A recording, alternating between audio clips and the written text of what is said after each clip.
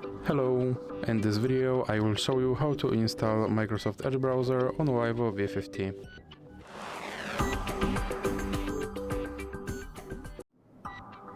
So you have to start by opening your Google Play Store, then click on search bar and type in Edge. Now click search and click install.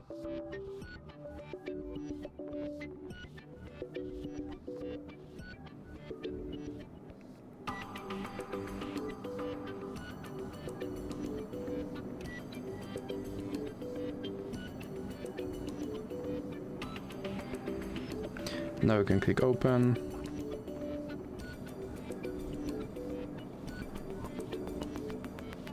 And here you can click set as default browser, or you can click not now, and now you have to click confirm. And as you can see, my Microsoft Edge browser is now installed and is ready to use, so that's it for this video.